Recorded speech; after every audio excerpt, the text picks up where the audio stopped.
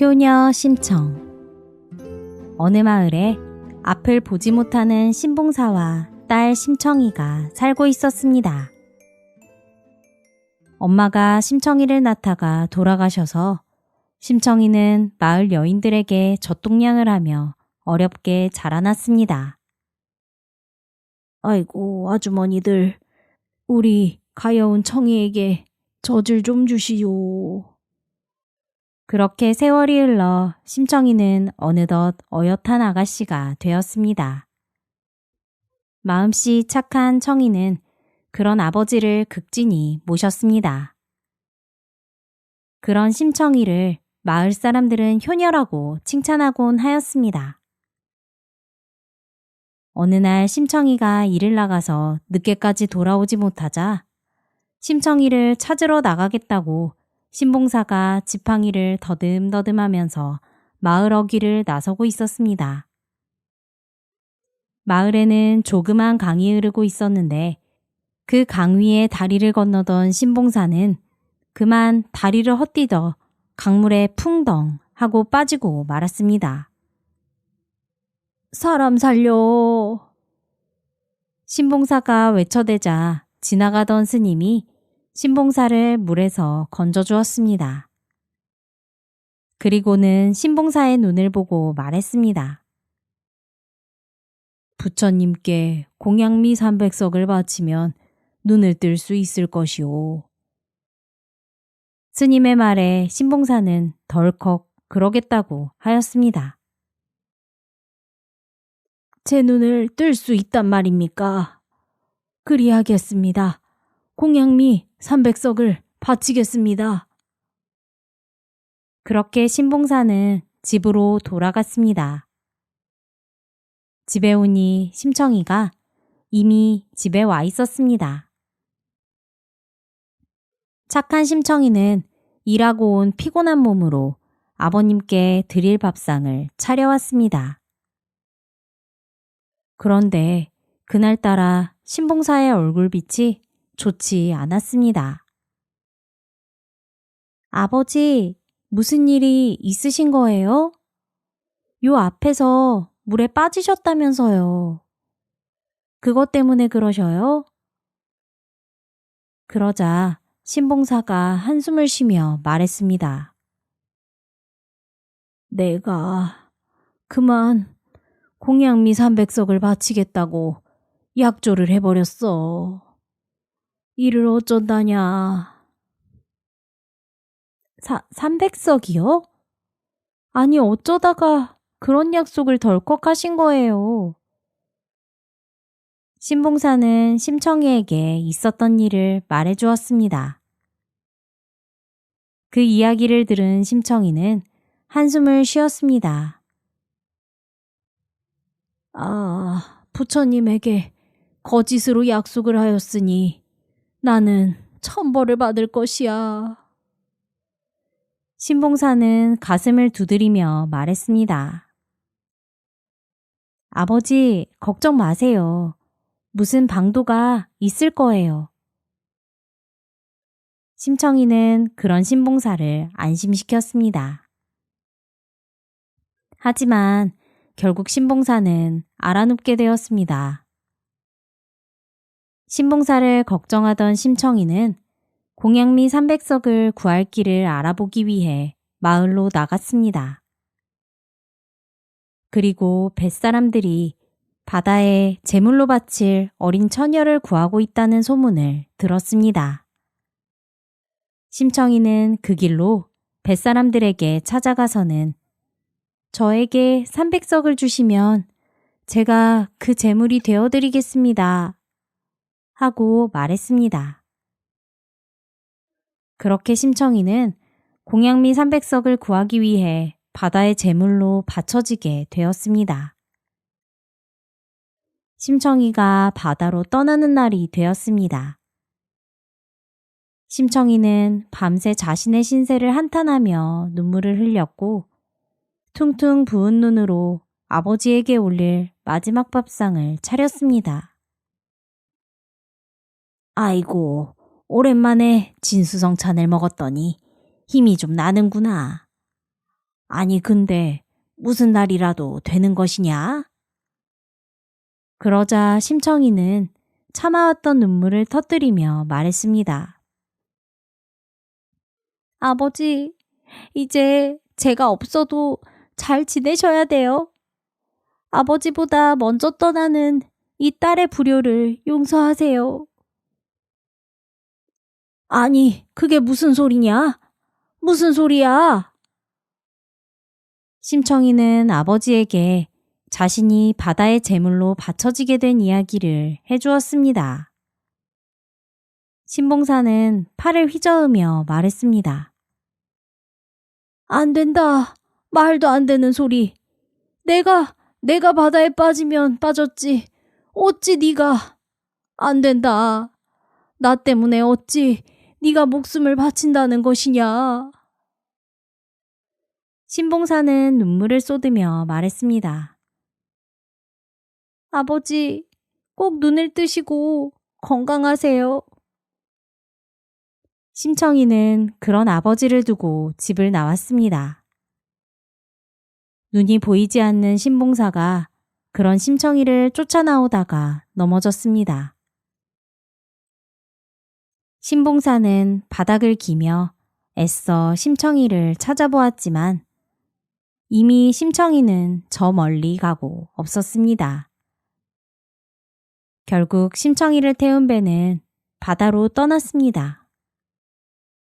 거센 파도가 일어나자 뱃사람들이 심청이에게 말했습니다. 아가씨, 여기서 뛰어내려야 합니다. 그래야 이 거센 파도가 잠잠해질 것이오. 뱃머리에 선 심청이는 마지막으로 기도했습니다. 제발 저희 아버지의 눈을 뜨게 해주세요. 심청이는 그렇게 바다에 풍덩 몸을 던졌습니다. 바다에 빠진 심청이의 눈에 푸른 바닷속 광경이 펼쳐졌습니다. 그리고 서서히 의식이 흐릿해져 갔습니다. 아, 아버지, 부디. 결국 심청이는 의식을 잃었습니다. 그때 커다란 거북이 한 마리가 등에 심청이를 태우더니 바닷속 깊은 곳으로 헤엄쳐 들어갔습니다. 일어나 보세요. 일어나 보세요. 갑자기 들려온 소리에 심청이는 눈을 떴습니다. 여기가 어디인가요? 여기는 하늘나라인가요? 자신을 죽었다고 생각한 심청이는 물었습니다. 하하하, 이곳은 용궁이다. 세상에 너와 같은 효녀는 본 적이 없구나. 아주 갸륵한지고. 임금님처럼 보이는 사람이 커다란 의자에 앉아서 심청이를 내려다보며 말했습니다. 옥황상제님이신가요? 그러자 거북이가 옆에서 말했습니다. 용왕님이십니다. 이곳은 용궁이고요. 아, 그렇군요. 아니, 그럼 저는 제가 당신을 살려 데려오라는 용왕님의 명령을 받고 이곳으로 모시고 온 것입니다. 세상에, 제가 살아있다니. 그렇다. 너의 아버지를 생각하는 마음에 내가 너무나 큰 감동을 받았다. 나도 딸이 있지만, 어쨌든 그래. 너와 같은 딸을 둔 너희 아버지는 정말 좋겠구나. 내 너를 살려 다시 땅 위로 보내줄 테니 아버지와 행복하게 살거라. 용왕님, 정말 감사드립니다. 정말 감사해요. 그렇게 청이는 커다란 연꽃을 타고 바다 위로 떠오를 수 있었습니다. 한편 마침 이웃나라에 사신으로 갔던 왕자님이 일을 마치고 배를 타고 돌아오는 길이었습니다. 왕자는 뱃머리에 서서 넓디 넓은 바다를 바라보며 감상에 빠져 있었습니다. 그런데 그때 갑자기 바다 위로 떠오른 연꽃을 발견했습니다. 아니 세상에, 저것이 무엇이냐. 바다 한가운데 저런 큰 꽃이 있다니. 저것은 연꽃인 듯 합니다. 신하들이 함께 신기해하며 말했습니다. 어서 저것을 배 위로 건져보거라. 왕자는 심청이가 타고 있는 연꽃을 배 위로 건져 올리게 하였습니다.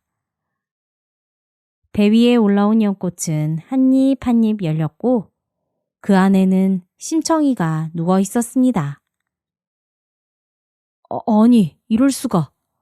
하나님이 나에게 보내주신 나의 배필인가 보구나. 왕자는 연꽃에서 나온 심청이를 보고 한눈에 반해버렸습니다. 신하들도 그런 심청이가 하늘이 보내준 사람이라고 생각하고 감탄하였습니다. 심청이는 깨어난 뒤 왕자와 만났고 두 사람은 배 위에서 함께 시간을 보내며 친해졌습니다.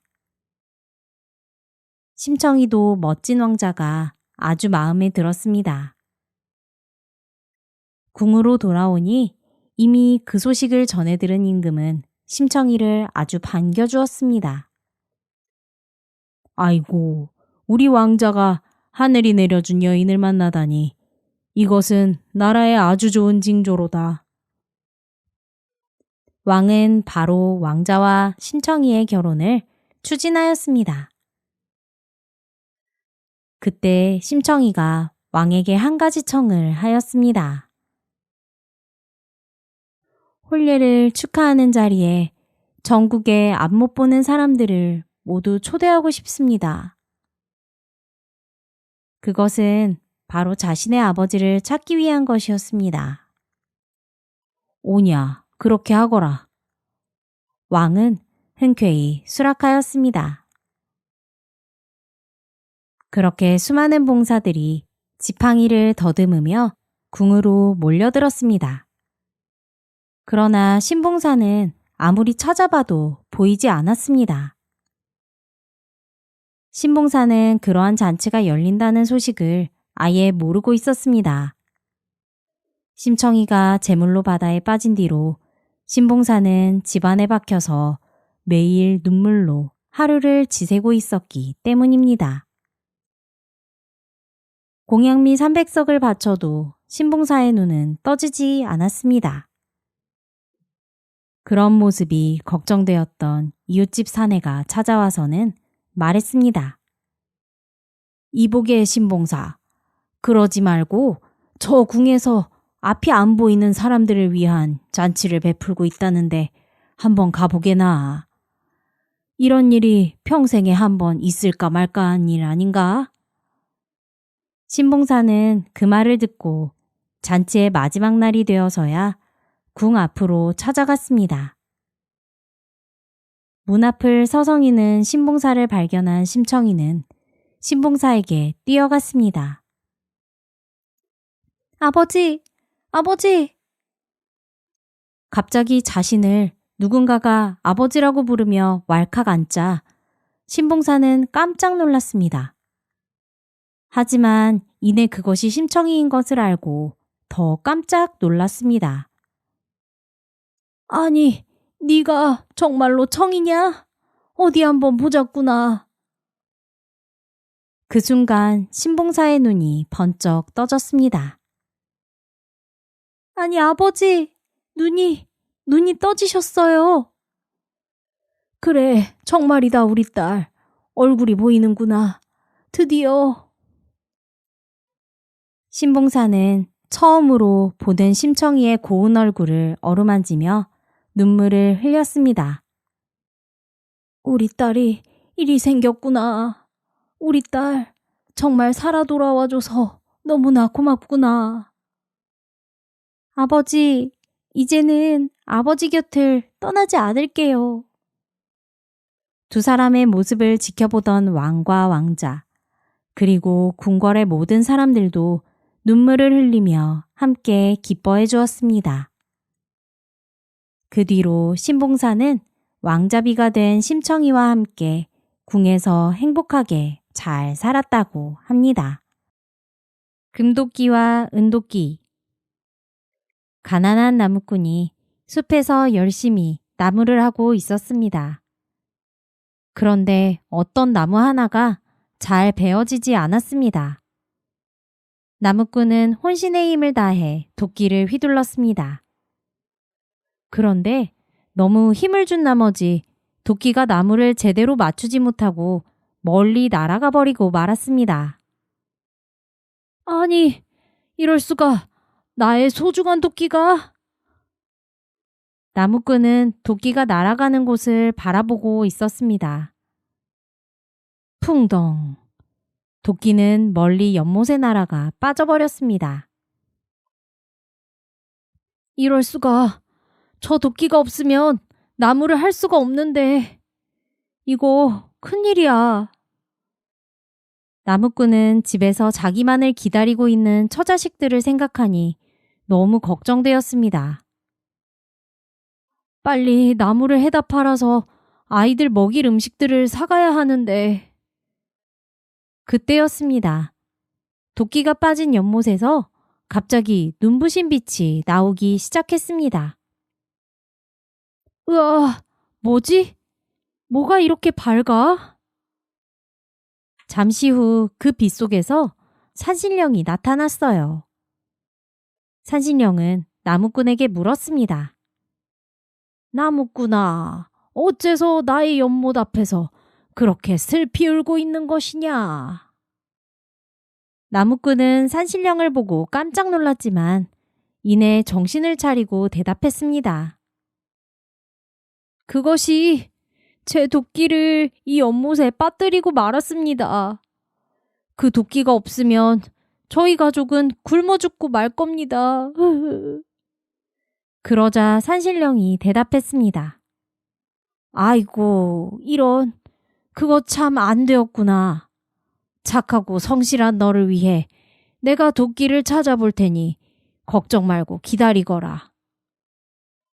산신령은 그렇게 말하고는 환한 빛을 내뿜으며 사라졌습니다. 얼마나 시간이 지났을까요?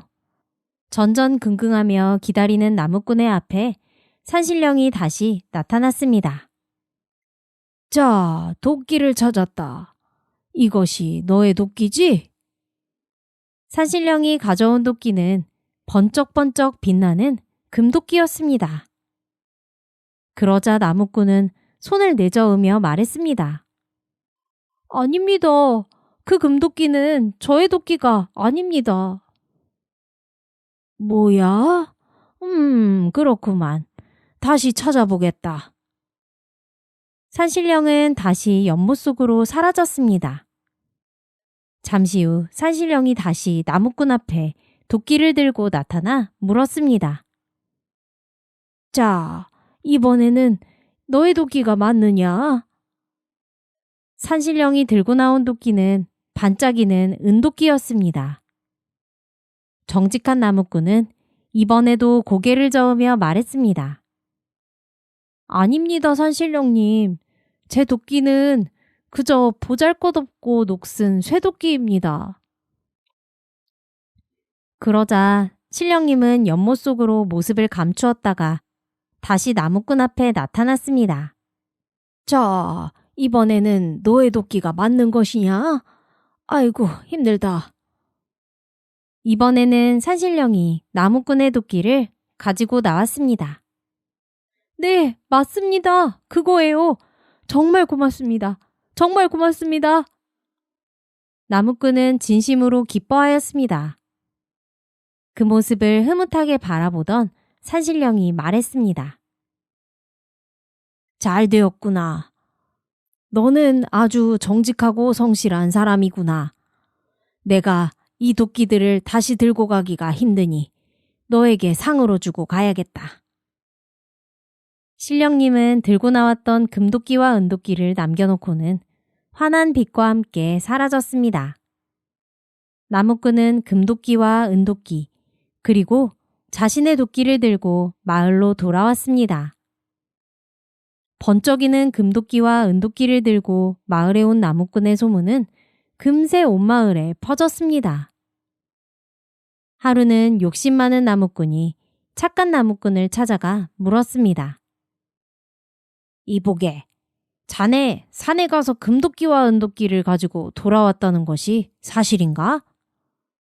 그렇다네. 아니, 어떻게 그럴 수 있었던 건가? 착한 나무꾼은 욕심 많은 나무꾼에게 있었던 일을 말해주었습니다. 그 이야기를 들은 욕심 많은 나무꾼은 한 가지 꾀를 생각해냈습니다. 자네, 나에게 그 연못의 위치를 알려주게나. 욕심쟁이 나무꾼은 연못이 있는 곳을 알아내어 그곳으로 한 걸음에 달려갔습니다. 그곳에는 정말로 착한 나무꾼이 말한 커다란 연못이 있었습니다. 좋아, 여기가 바로 그 연못이구만. 그럼 나도 도끼를 한번 빠뜨려 볼까나? 욕심 많은 나무꾼은 자신의 도끼를 연못에 빠뜨렸습니다. 그리고 일부러 큰 소리를 내서 엉엉 울기 시작했습니다. 아이고 내 도끼, 아이고 내 도끼, 나 망했어, 망해버렸어.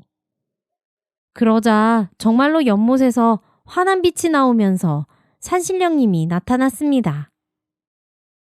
아니, 너는 왜 그렇게 울고 있는 것이냐? 산신령은 욕심쟁이 나무꾼에게 물었습니다. 저의 소중한 도끼를 연못에 빠뜨렸기 때문입니다. 그 도끼가 없으면 병드신 어머니를 위해 약을 살 수가 없습니다. 그 이야기를 들은 산신령님은 연못으로 사라졌다가 번쩍이는 금도끼를 들고 나타났습니다. 이것이냐? 너의 도끼가? 금도끼를 보고 눈이 뒤집힌 욕심쟁이 나무꾼은 대답했습니다. 아, 비슷한 것 같습니다. 산신령이 욕심쟁이 나무꾼에게 금도끼를 건네며 말했습니다. 다시 한번 잘 보아라. 너의 도끼가 맞느냐? 그러자 욕심쟁이 나무꾼이 대답했습니다. 네, 분명합니다. 제 도끼입니다. 그러자 산신령이 갑자기 무서운 얼굴을 하며 말했습니다. 이런 거짓말쟁이 같으니라고. 내가 아까 네가 도끼를 연못에 던지는 모습을 이미 다 지켜봤느니라. 그리고 나무꾼에게 금도끼를 빼앗아 사라져버렸습니다.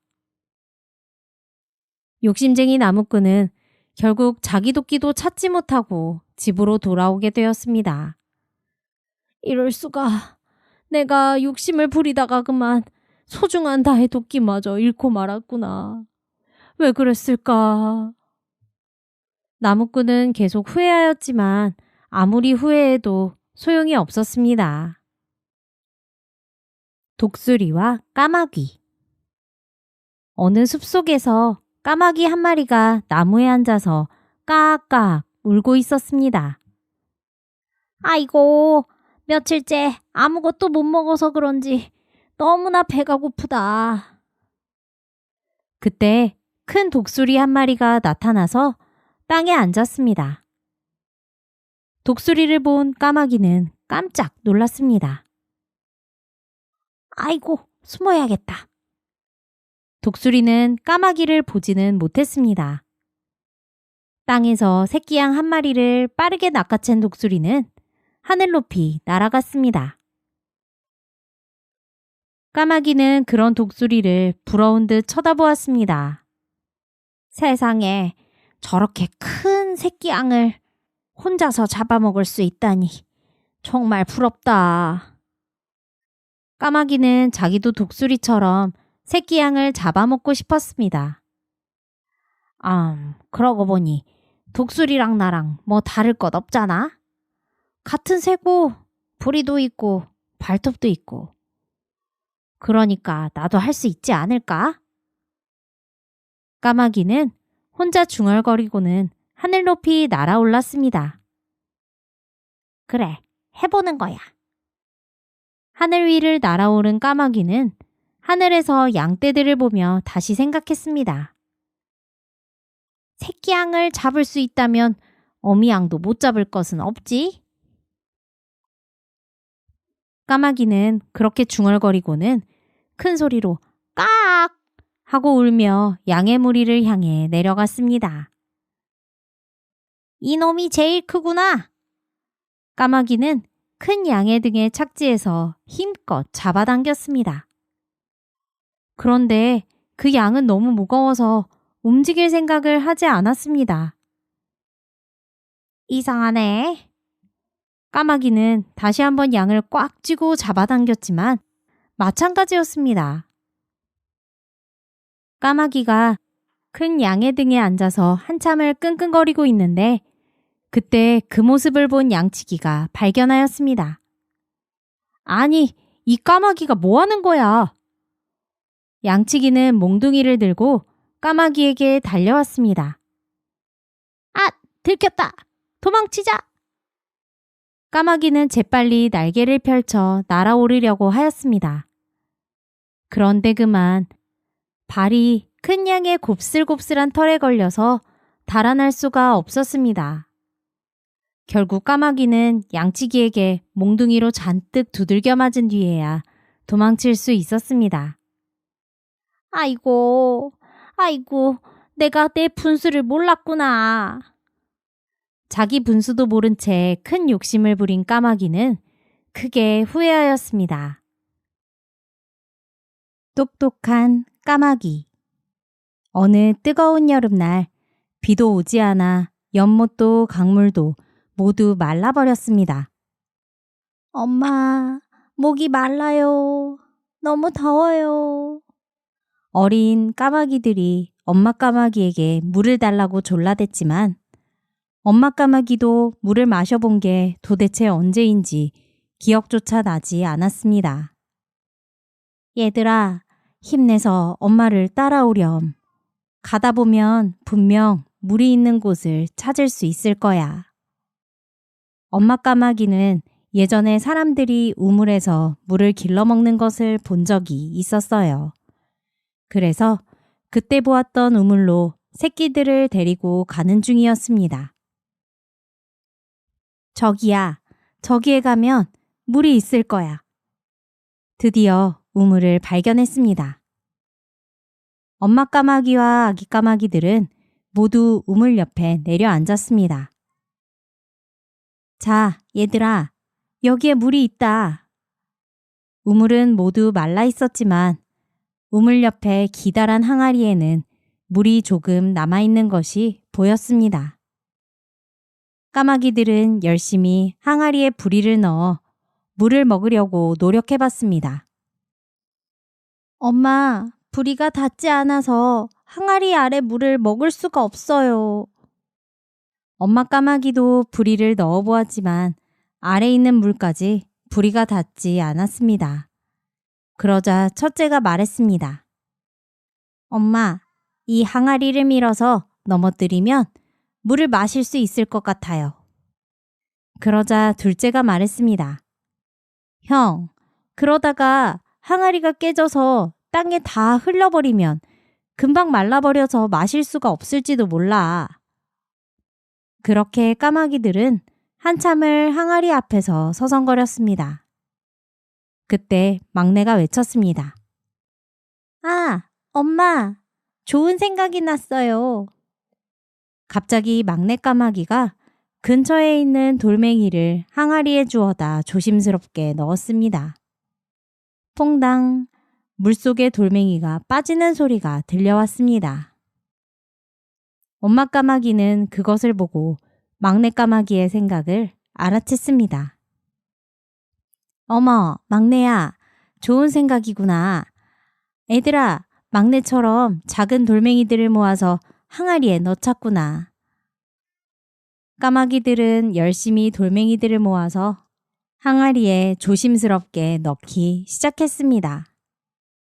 항아리에 돌이 계속 들어가자 드디어 항아리에 있는 물이 위로 올라왔습니다. 자, 아가들아, 어서 물을 마시거라. 아기 까마귀들은 그제서야 항아리 입구까지 올라온 물을 빙 둘러앉아 맛있게 마셨습니다.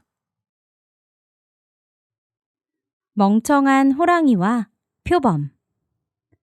어느 초원에 많이 배가 고픈 호랑이와 표범이 사냥을 하고 있었습니다. 서로 눈치를 보며 먼저 사냥을 하기 위해 숨을 죽이며 사냥감을 기다리고 있었습니다. 그때 사슴이 한 마리 나타나 풀을 뜯고 있는 것을 보았습니다. 먹이를 발견한 호랑이와 표범은 동시에 먹이에 달려들었습니다. 호랑이는 사슴의 앞다리를 물었고 표범은 사슴의 뒷다리를 물었습니다. 이거 놓지 못해? 무슨 소리? 내 먹이야. 내가 먼저 잡았어. 아니, 내가 먼저 잡았는데? 호랑이와 표범은 서로 으르렁거리며 다투기 시작하였습니다. 그러다 결국 호랑이가 뒷발로 표범을 걷어찼습니다. 놓으라니까?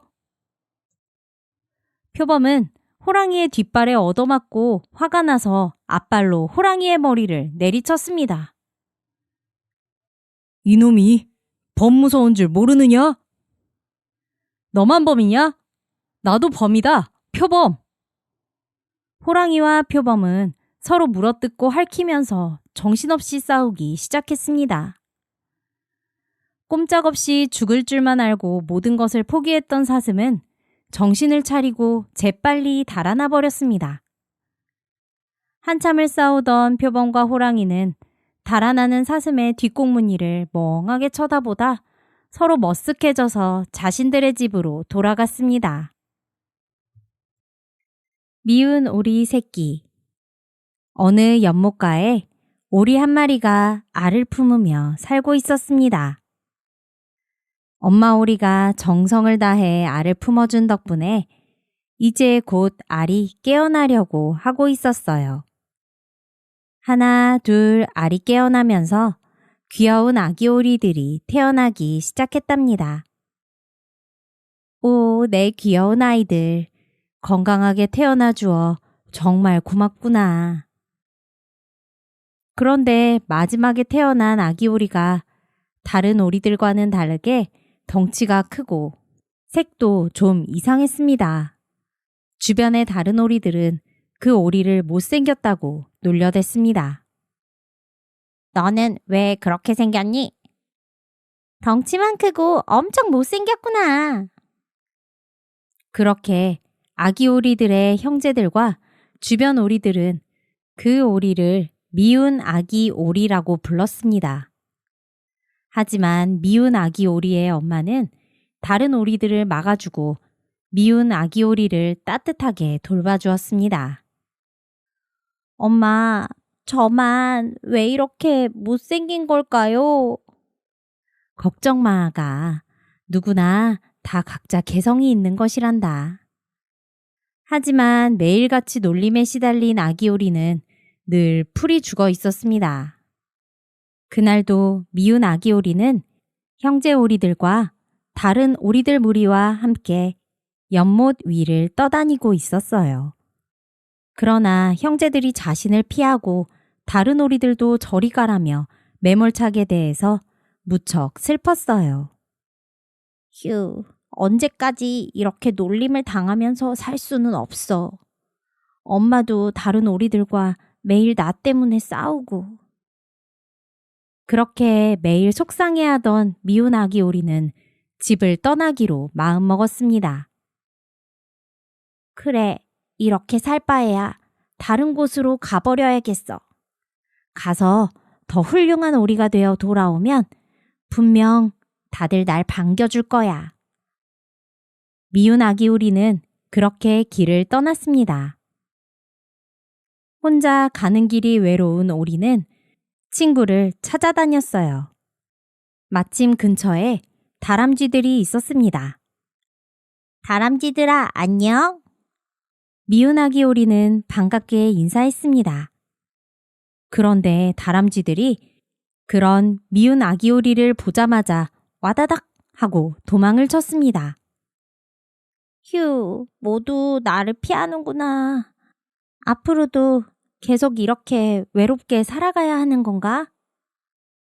미운 아기 오리는 결국 걷다 지쳐서 풀숲에 누워 잠이 들었습니다. 미운 아기 오리는 다음날 냇가를 건너게 되었습니다. 냇가에는 황새들이 물고기 사냥을 하고 있었습니다. 미운 아기 오리는 황새들에게 다가가서 함께 물고기를 사냥하려고 하였습니다. 안녕? 물고기를 사냥하는 중이니? 아니, 이봐. 너 때문에 물고기가 도망을 쳐버렸잖아. 여기는 우리 사냥터야. 어서 나가지 못해? 황새들은 미운 아기 오리를 냇가에서 쫓아내버렸습니다. 그렇게 혼자 길을 떠난 지 오랜 시간이 흘러 겨울이 왔습니다. 가을까지만 해도 돌아다니면서 간간히 주워 먹을 수 있는 먹이들이 있었는데 겨울이 되니 그마저도 없었습니다. 미운 아기 오리는 배가 고파서 쓰러질 지경이었습니다.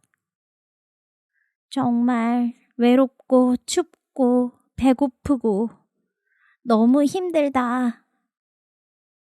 미운 아기 오리는 꾹 참고 계속 걸어갔습니다. 분명 자신과 친구가 되어줄 동물이 있을 것이라 생각하면서 걸음을 재촉했습니다. 그때 멀리서 웬 불빛이 보였습니다. 와, 정말 밝고 아름다운 불이야. 그렇게 생각하던 미운 아기 오리는 그 자리에서 털썩 쓰러졌습니다. 빛이 점점 쓰러진 미운 아기 오리에게 다가오더니 쓰러져 있는 미운 아기 오리를 데리고 어디론가 가버렸습니다. 어지러워. 그런데 따뜻하다. 미운 아기 오리는 정신을 차렸습니다. 눈을 떠보니 웬 집안의 따뜻한 솜니불 안에 자신이 누워 있었습니다. 어머, 일어났구나. 미운 아기 오리는 목소리가 들리는 곳을 바라보았습니다. 예쁜 소녀가 미운 아기 오리를 바라보고 있었습니다. 안녕, 난 클로이라고 해. 추위에 쓰러져 있어서 내가 우리 집에 데리고 왔지. 미운 아기 오리는 자신을 따뜻하게 바라보는 눈빛을 오랜만에 받아봐서 그만 울컥 눈물이 났습니다. 어머, 너 울고 있는 거니? 많이 힘들었구나. 우선 이것 좀 먹으렴. 클로이는 미운 아기 오리에게 따뜻한 스프를 가져다 주었습니다. 미운 아기 오리는 스프를 먹고 따뜻한 솜니불에서 몸을 녹이니 기운이 돌아왔습니다. 오리야, 밖이 무척 쌀쌀한데 부모님이나 친구들은 없는 거니? 응, 그렇게 되었어. 무슨 사정인지 모르겠지만 겨울은 우리 집에서 따뜻하게 보내고 날이 좋아지면 떠나는 게 어때? 클로이의 말을 듣고 미운 아기 오리는 무척 기뻤습니다. 그렇게 미운 아기 오리는 클로이의 집에서 겨울을 보내기로 하였습니다. 그런데 클로이는 고양이 2마리를 키우고 있었습니다. 클로이가 학교에 가면 클로이의 고양이들이 미운 아기 오리를 괴롭히기 시작했습니다. 이 못생긴 오리가 우리 주인님의 사랑을 독차지해? 네가 오기 전까진 우리 주인님은 늘 우리와 함께였다고. 그렇게 놀리고 괴롭히다 클로이가 돌아오면 안 그런 척 하였습니다. 미운 아기 오리가 그 사실을 클로이에게 말하자 클로이는 고양이들을 혼냈습니다. 그리고 학교에 갈 때는 미운 아기 오리가 있는 방문을 걸어 잠궜습니다.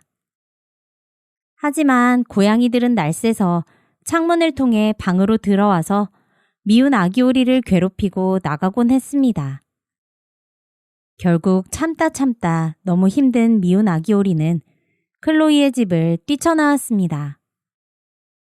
그리고 하염없이 하얗게 눈이 온 길을 걷고 또 걸었습니다. 그래, 차라리 혼자인 게 편할지도 몰라. 난 왜 자꾸만 미움을 받는 걸까? 미운 아기 오리는 눈을 맞다가 어느덧 커다란 호수에 이르렀습니다. 그 호수에는 아름다운 백조들이 무리를 지어 있었습니다. 세상에 저렇게 아름답다니. 나도 저렇게 아름답다면 모두들 날 좋아하겠지. 미운 아기 오리는 한참 동안 백조들을 멀리서 바라보았습니다. 그때였습니다. 안녕? 너는 왜 여기에 있는 거니? 어서 저리로 가서 함께 놀자. 갑자기 미운 아기 오리 옆으로 미운 아기 오리와 비슷하게 생긴 동물이 나타나 말했습니다. 뭐라고? 나도 함께 놀아도 돼? 아니, 그런데 우리 정말 비슷하게 생겼다. 너도 오리니? 미운 아기 오리는 물었습니다. 오리라고? 아니야, 나는 백조야. 곧 저렇게 아름다운 날개를 갖게 될 거라고. 정말? 나랑 비슷하게 생겼는데 너는 저렇게 아름답게 되는 거구나. 이상하네? 너는 오리라고? 아무리 봐도 우리랑 똑같이 생겼는데. 나랑 같이 가보자. 미운 아기 오리는 아기 백조를 따라서 호수로 들어갔습니다. 정말이네. 다들 나랑 비슷하게 생겼잖아. 정말로 미운 아기 오리와 비슷하게 생긴 아기 백조들이 호수에서 놀고 있었습니다. 안녕, 못 보던 친구인데 반가워. 아기 백조들은 자신들과 비슷하게 생긴 미운 아기 오리를 매우 반겨주었습니다. 아들아, 어딜 다녀오니? 그때 엄마 백조 한 마리가 와서 말했습니다. 아, 엄마, 잠깐 물 밖에 구경을 갔었는데 이 친구를 만났어요. 그런데 자기가 오리라는데요? 뭐라고? 오리라니. 아가야, 너는 분명히 백조란다. 정말인가요? 그래, 왜 무리 없이 혼자 다니고 있니? 미운 아기 오리는 그간 있었던 일을 말해주었습니다. 그 이야기를 들은 엄마 백조는 깜짝 놀랐습니다. 어머나 세상에, 그런 일이 얼마나 힘들었니? 이제 우리와 함께 하자꾸나. 미운 아기 오리, 아니 아기 백조는 그렇게 새로운 백조 친구들과 행복하게 지내게 되었습니다. 그리고 얼마 후 드디어 미운 아기 오리였던 아기 백조에게 하얀 털이 자라나더니 멋진 백조 한 마리로 변하였어요. 다른 백조들은 모두들 축하해 주었습니다. 정말 멋진 날개야. 우리들 중에서도 최고인걸? 고마워 얘들아. 내가 이렇게 멋진 백조였다니. 너무 놀라워. 미운 아기 오리였던 백조는 호수에 비친 자신의 모습을 바라보고 또 바라보았습니다. 그렇게 미운 아기 오리는 힘든 시간을 견뎌내고 결국 멋진 백조가 되어 행복하게 살았다고 합니다. 힘들고 어려운 시기는 누구에게나 찾아올 수 있습니다. 하지만 언젠가는 끝날 거예요. 그 시간을 잘 버티고 이겨낸다면 미운 아기 오리처럼 행복한 시간이 찾아올 겁니다. 방귀쟁이 며느리. 옛날 옛적 한 마을에 예쁜 색시가 시집을 오게 되었습니다. 색시를 본 사람들은 색시가 너무 고와 모두 입이 마르도록 칭찬을 했습니다. 색시를 맞이한 식구들은 그런 아름다운 색시가 무척이나 마음에 들었습니다. 그런데 그런 예쁘고 아름다운 색시는 시집을 온 날 이후 날이 갈수록 얼굴이 누렇게 변하고 있었습니다. 시어머니는 색시가 걱정이 되었습니다. 아가, 혹시 무슨 일이 있는 게냐? 아니면 어디 아픈 게냐? 그런 시어머니의 물음에도 며느리는 말없이 고개만 저었습니다. 날이 갈수록 색시의 얼굴은 더 안 좋아졌고 이제는 정말 흑빛이 되었습니다. 마을 사람들은 시집살이를 심하게 하는 것 같다고 수군거렸습니다. 이 소문을 들은 시아버지는 색시를 불러 무슨 고민이 있는지 솔직히 말해보라고 이야기했습니다. 며느리는 그제야 수줍어하며 입을 열었습니다. 아버님, 사실은 제가 방귀를 참아서 그렇습니다. 뭐라고? 방귀? 아하, 그렇구나. 그랬어, 아가야. 이제 우리는 한 가족이다.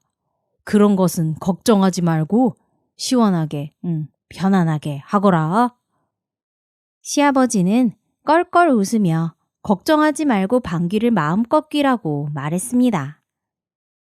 며느리는 슬금슬금 눈치를 보며 제 방귀는 아주 별납니다. 라고 말했습니다. 별나봐야 방귀 아니냐. 그냥 뀌거라. 네, 아버님. 그럼 한번 뀌어 보겠습니다. 그러자 며느리가 용기를 내어 방귀를 살짝 뀌었습니다. 뿅! 순간 며느리 방귀에 방문이 들썩거리고 마루가 흔들렸습니다. 시아버지는 놀랐지만 태연한 척 했습니다. 오래 참아서 그 방귀가 좀 세구나. 저기 마당에서 한번 시원하게 뀌거라.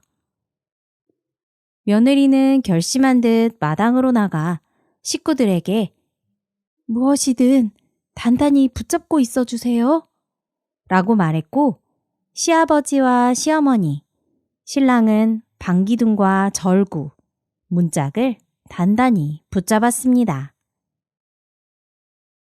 그때 천둥과도 같은 소리와 함께 며느리 방귀가 터져나왔고 시집 식구들은 여기저기 날아가서는 쓰러지고 말았습니다. 잠시 후 정신이 든 시아버지는 말했습니다. 네 방귀 때문에 집이 다 무너져 버리고 말겠구나. 아무래도 이건 아닌 것 같다. 아가야, 친정으로 돌아가는 것이 좋겠구나.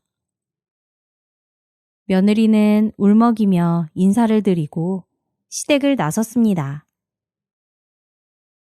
힘없는 걸음으로 친정으로 가던 며느리는 배나무 아래에서 비단장수와 그릇장수를 만났습니다. 비단장수는 높은 나뭇가지에 매달린 배가 너무 먹고 싶었습니다. 이 배만 따주면 내 비단을 다 줄 텐데. 그릇장수도 배를 따주면 내 녹그릇을 줄 텐데 말이야. 하고 거들었습니다.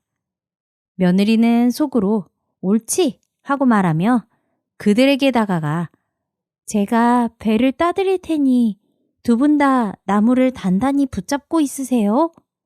라고 말했습니다. 그러자 비단장수와 그릇장수는 코웃음을 치며 말했습니다. 저 높은 곳에 있는 배를 딴다고요? 그것도 안 여자의 몸으로 말이오? 하하, 농이 지나치시구려. 만약 저 배를 따준다면 내가 가진 모든 비단을 주겠소. 비단장수가 말하자 그릇장수도 똑같이 말했습니다. 나도 내 그릇 다 주겠소. 원, 실없는 처자를 보았나. 정말입니다, 두 분. 약조를 지키셔야 합니다. 아, 나만은 한 입으로 두 말을 하지 않소. 그러자 며느리는 씩 웃었습니다. 그리고 며느리는 시원하게 방귀를 뀌었고 배가 후두둑 하고 떨어져 내렸습니다. 아니, 이런 엄청난 방귀를 보았나? 장사꾼들은 며느리에게 약속대로 비단과 녹그릇을 모두 주었고 며느리는 비단과 녹그릇을 들고 다시 시댁으로 걸음을 돌렸습니다. 아버님, 어머님, 저를 다시 받아주세요. 시댁으로 돌아간 며느리가 배나무 이야기를 하며 시아버지와 시어머니를 설득했습니다. 이야기를 들은 시아버지는 껄껄 웃으며 네 방귀가 복방귀였구나 하고 감탄했습니다. 시아버지와 시어머니는 흔쾌히 며느리를 다시 받아들였고 며느리가 가져온 비단과 녹그릇으로 다시 집을 튼튼하게 지었습니다. 특히 며느리를 위해 한 방은 아무리 센 방귀를 뀌어도 부서지지 않게 단단한 강철로 지어주었습니다. 며느리는 그 며느리 방귀 전용방에서 마음껏 방귀를 낄 수 있었습니다. 그렇게 네 가족이 행복하게 살아가던 그때 갑자기 마을에 큰일이 벌어졌습니다. 나라에 왜군이 쳐들어온 것입니다. 그 왜군은 순식간에 가족이 살고 있는 마을까지 다가오고 있다는 소식이 들려왔습니다. 그리고 네 가족이 사는 집에 군관이 찾아왔습니다. 지금 왜군과의 싸움에 병사가 부족하니 남자들은 모두 따라 나오시오. 남편뿐만 아니라 늙은 시아버지까지 군대로 끌려갈 판국이 되자 며느리는 군관 앞에 서서 말했습니다. 나를 데려가시오. 내가 10사람의 목도 할 수 있소. 그러자 군관은 호통을 치며 말했습니다. 어찌 안 여자가 왜군과 싸우겠다고 하는가? 저리 썩 비키거라. 자, 어서 남자들은 나를 따르라.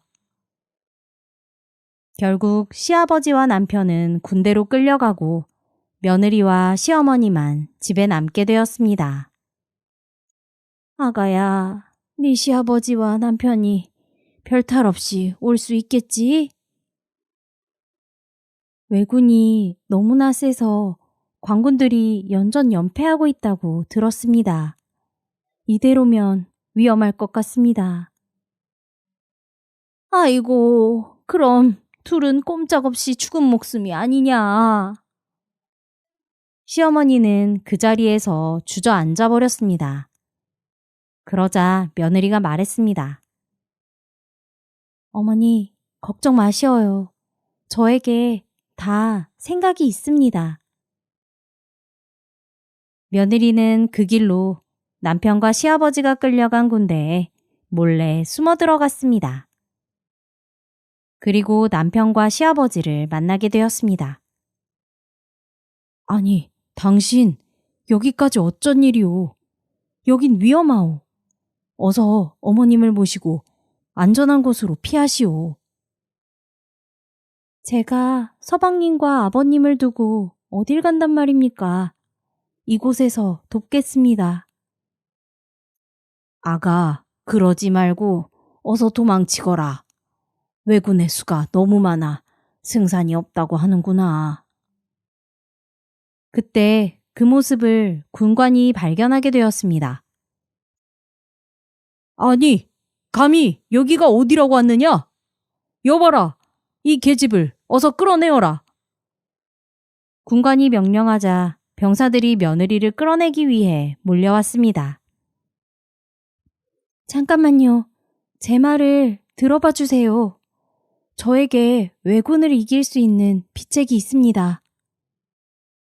뭐라? 네가 무엇을 안다고 비책을 말하느냐? 끌어내어라. 군관이 자신의 말을 들어주지 않자 며느리는 무릎을 꿇고 말했습니다. 제 말을 들어주실 수 없다면 이곳에서 밥이라도 짓고 빨래라도 하게 해주십시오. 그 정도 일은 아녀자도 할 수 있습니다. 그러자 군관은 그런 며느리의 마음을 기특하게 생각하였습니다. 어허, 참으로 대단한 여인이구나. 좋다. 이곳에서 빨래와 식사 준비를 돕거라. 결국 군대에 남게 된 며느리는 그 뒤로 병사들의 밥 짓는 일과 빨래들을 도우며 시아버지와 남편과 함께 지냈습니다. 그리고 시어머니는 안전하게 자신의 친정집으로 피신시켰습니다. 그리고 얼마의 시간이 흘러 드디어 왜군이 마을에 쳐들어왔습니다. 관군들은 왜군이 오는 길목을 막기 위해 떠났고 며느리도 그 틈에 섞여 몰래 들어갔습니다. 그리고 결국 관군들은 한 길목에서 왜군과 만나게 되었습니다. 이럴 수가. 아니, 왜군이 어찌 저리 많단 말인가. 장군은 한탄했습니다. 도무지 이길 수 있는 숫자가 아니었습니다. 장군, 이곳에서 싸운다면 패배는 분명합니다. 후퇴하여 나중을 기약하십시오. 군관이 장군에게 조언했지만 장군은 말했습니다. 어찌 적을 앞에 두고 도망을 친단 말인가. 시체가 되어서라도 왜군의 손에서 내 나라를 지킬 것이네. 그렇게 방어태세를 갖추고 있는 관군에게 드디어 왜군들이 돌격해 왔습니다. 관군들은 너무나 많은 왜군들의 숫자에 벌벌 떨었습니다. 그때 갑자기 며느리가 왜군들의 앞을 막아서더니 엉덩이를 들이밀었습니다. 멀리서 이상한 행동을 하는 여인을 보며 왜군은 생각했습니다. 하하하, 이곳 사람들은 아주 이상하구나. 그때였습니다. 뿡, 뿡뿡, 빠지직. 며느리가 방귀를 뀌었습니다. 이 순간을 위해 십수일을 참아온 방귀였습니다. 방귀 소리와 함께 땅이 흔들리고 구름이 날아가고 나무들이 쓰러졌습니다. 몰려오던 왜군들은 엄청난 방귀바람에 저 언덕 너머로 날아가기 시작했습니다. 아니, 이게 무슨 일인가? 으악! 왜군을 지휘하던 장군도 말에 탄 채로 날아가 언덕에 박혀버렸습니다. 아니, 저 광경은 무엇인가? 저 처자는 누구인가? 장군이 눈앞에 벌어진 광경에 넋을 놓고 있자 며느리가 외쳤습니다. 장군, 어서 공격하세요. 오, 그래. 전군, 공격하라! 장군은 그 소리에 정신을 차리고 여기저기 날아가 정신을 잃고 쓰러져 있는 왜군들을 공격하기 시작했습니다. 결국 관군은 큰 피해 없이 왜군을 물리칠 수 있었고 남은 왜군들은 더 이상 싸울 힘을 잃고 자신들의 나라로 돌아가게 되었습니다. 장군은 큰 공을 세운 며느리를 임금님에게 데려갔습니다. 오, 그대가 바로 왜군을 물리친 여인이로구나. 네, 임금님. 그대의 공으로 왜적을 물리치고 나라가 편안해졌으니 큰 상을 내릴 것이오.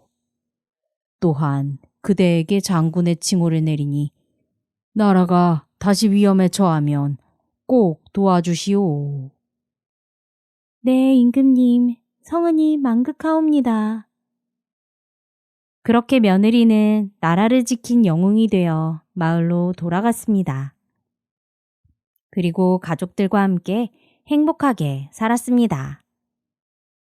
그 뒤로 며느리의 방귀는 나라를 구한 방귀가 되어 수많은 사람들에게 칭송받는 국보방귀로 불리었다고 합니다.